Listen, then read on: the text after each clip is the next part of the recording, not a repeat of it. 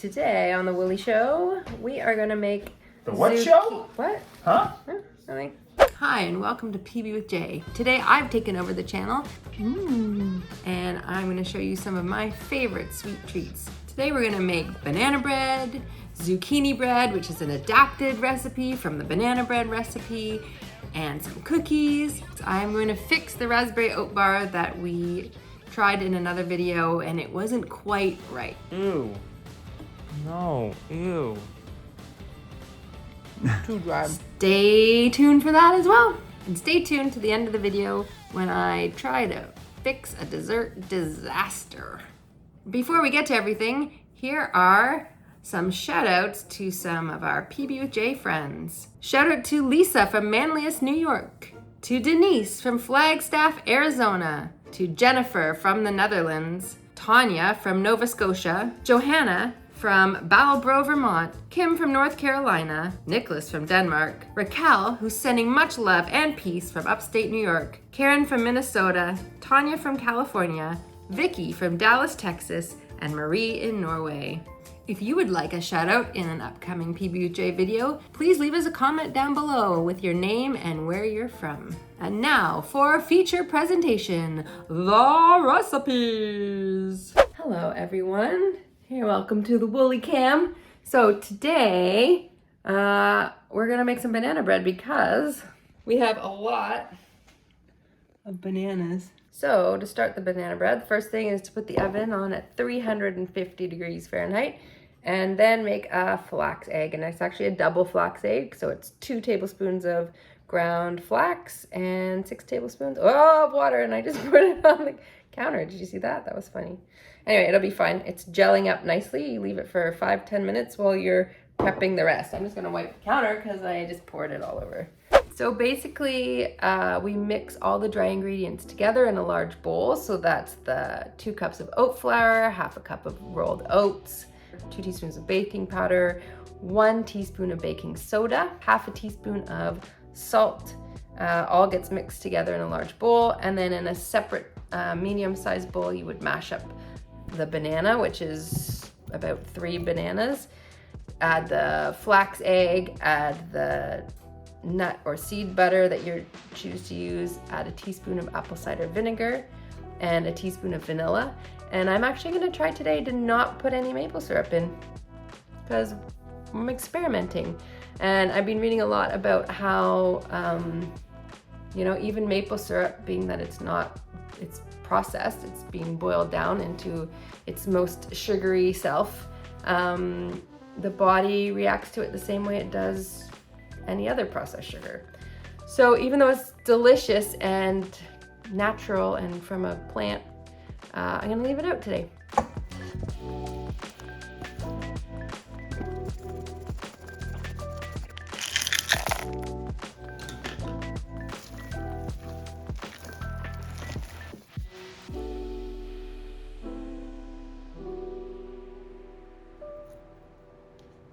Okay, so it's in the oven, which is great.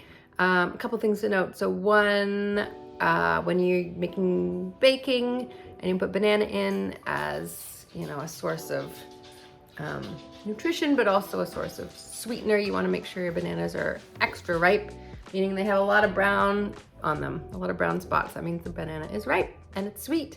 So it's perfect for baking. So don't think that your bananas have gone bad, just throw them in. And the other thing is I did add chocolate chips. So on one hand, I'm like, I'm cutting out the maple syrup. On the other hand, I'm like, I'm putting chocolate in. So, you know, you just have to balance and do what's right for you and your family. We are investigating chocolate chips that are sweetened with date. How can we make our own chocolate? Things to come. But for now, we're still using our Kirkland chocolate chips. My sweet addiction. Okay. So you bake it at 350 degrees for about 45 minutes and then let it cool for 10 and then gobble it up. It's not gonna last long. Hi everyone, today we're gonna make some nut butter cookies. These are cookies that I made quite a while ago before we were even whole food plant-based. And they're gluten-free. We're gonna make them whole food plant-based. They basically are. but I'm gonna do one little swap that it calls normally for maple syrup, and today we're gonna use date paste in it instead. So basically, it makes a small batch of cookies. They're made with oats, and I use like this crisp rice cereal, a little baking powder, salt, a flax egg, 1 tablespoon of ground flaxseed, and 3 tablespoons of water. Mix that together in a small bowl and just set it aside. And vanilla. So we're gonna mix all that together, and then we're going to mix the wet ingredients together and add it to the dry.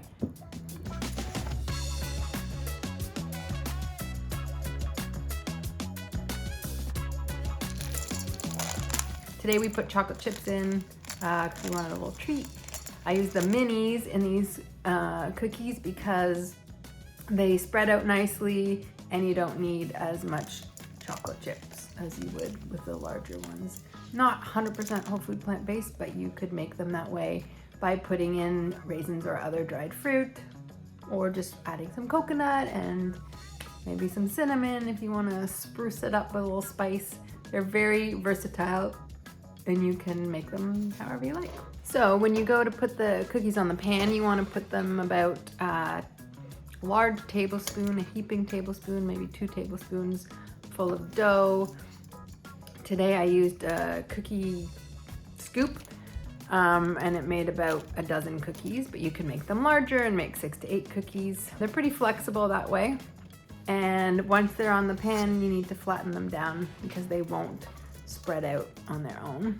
These cookies tend to be quite crumbly, so not really the best cookie to take to a party. You might end up with crumbs when you get there, but they're great at home, tasty. Everyone likes them. I ended up baking them for about 13 minutes all in total to get this beautiful golden brownness. Welcome back to Woolie Town. Hi, Annie. No, I'm Woolie. Hi, Woolie. Can you try one of Woolie's cookies? Cookie?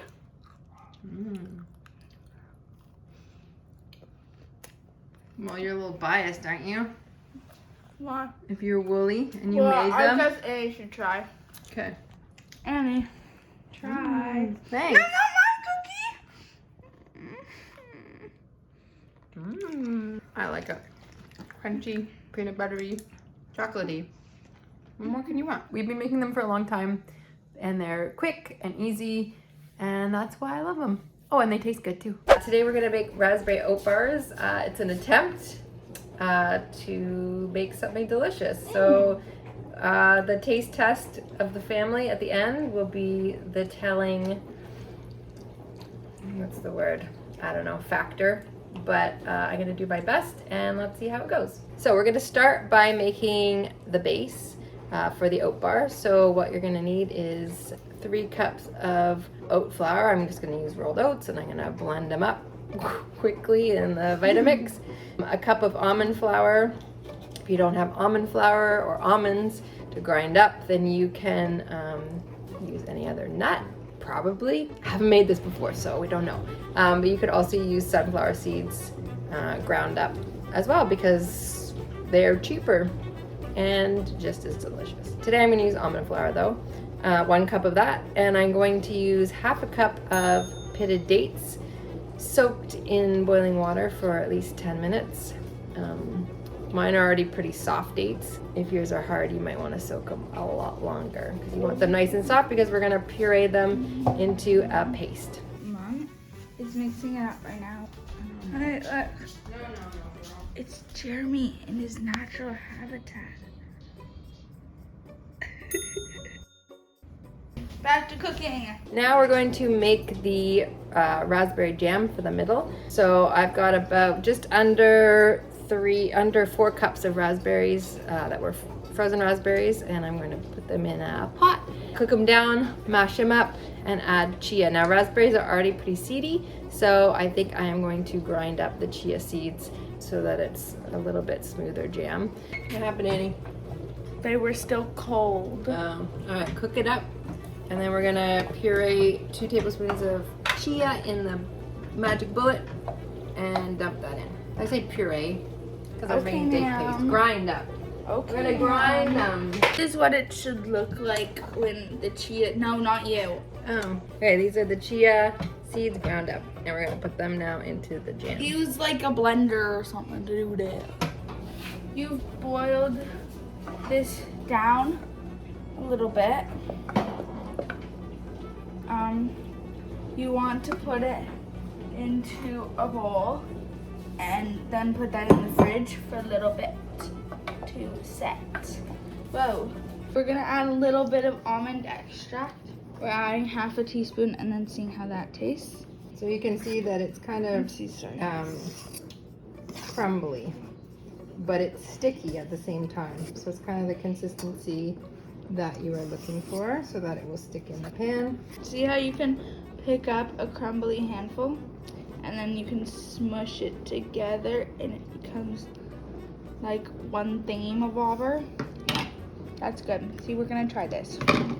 Eat up, nom nom nom. I lined a 9x9 baking pan with parchment and put most of the crumble mixture in, reserving about half a cup to sprinkle on top at the end. And I'm pre-baking the crust for about 8 minutes at 350 degrees, just to get it a little crispy. Base is out of the oven. It baked for 8 minutes and it's just cooling for a few, maybe about 5 minutes. And then we're gonna put the jam on top, crumble the leftover crumbles on top of that, and bake it for about between 15 and 20 minutes.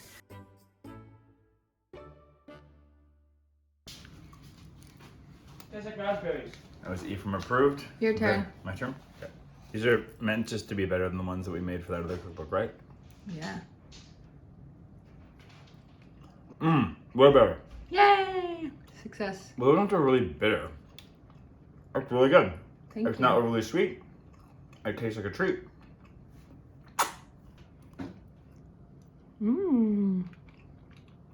I like it. I was worried that the raspberry would be too sour, but it's really not. I think I did well. Well, there's enough sweetness in the other stuff, right? Yeah, it's great. Today on the Woolie Show, we are gonna make The what show? What? Huh? Nothing. PB&J.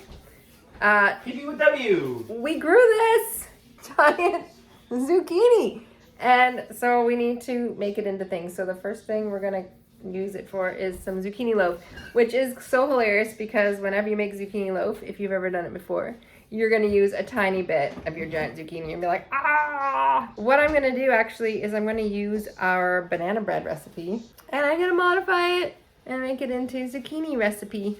We have aquafaba if you want to use for that. No, thank you. Stop interrupting. Okay, so to start off, you're going to blend 2.5 cups of oats, rolled oats, into oat flour. I just do that in the Vitamix. It takes like 20 seconds. You are going to put that in a large mixing bowl and add 2 teaspoons of baking powder and 1 teaspoon of baking soda and half a teaspoon of salt. Then we're gonna add our spices. We're gonna add a teaspoon of cinnamon, a pinch of cloves, and a 1/4 teaspoon of nutmeg.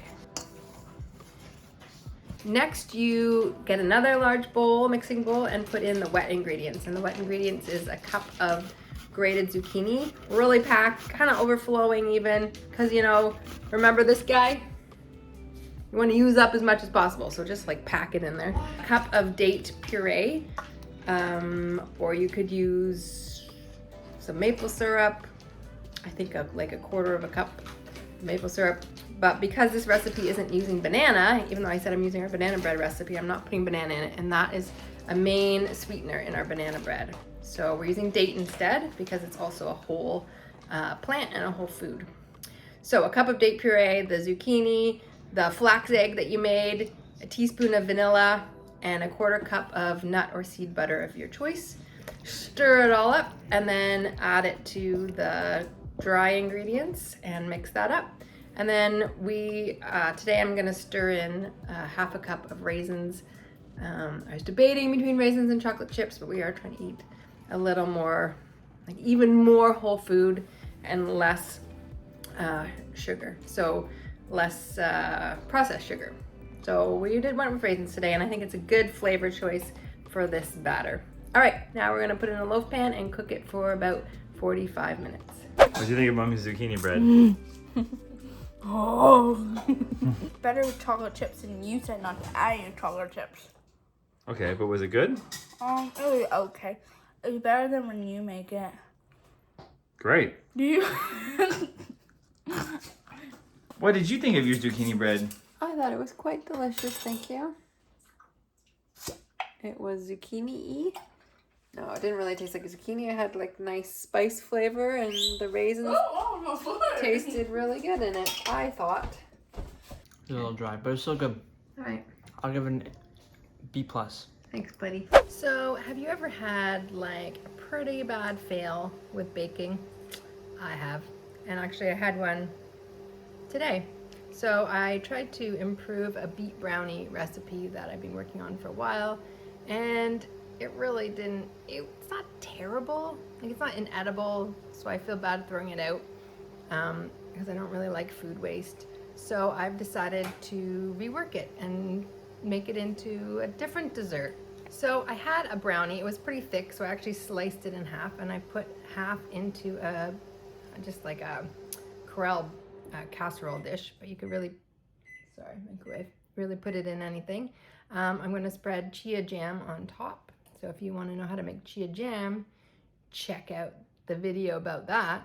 And then I'm also going to put chia pudding, chocolate banana chia pudding on top as well. So you'll see that. And you can check that out in another video as well. And then I added jam on top of the pudding as well. It's not pretty, but let's see how everybody likes it. Or not. Okay, let's see how this goes. Is this your audition for Nailed It? Yes. Tastes a bit like nice cream. In a good way? Mm-hmm. Do you want some in a bowl? I know, I feel like dessert. Okay. But maybe tomorrow I'll have some. I don't feel like dessert is not a thing a teenager has ever said. That's the nicest thing she could say. No, as a it's rejection. good, I promise. What would you give this? Wow. If you I were would doing give a it rating a- system. An A. What? Yeah. Wow. Okay. Alright. Let's see. It's pretty good. It's not bad. Like this is, I would have more. I'll probably put more in my bowl because Annie ate some, and I would have this good I amount. just saw that. Your fingers out of it. There's lots of good stuff going on in here. I would like it to be a little sweeter, the brownie, and a little fluffier. But this is a really good work in progress.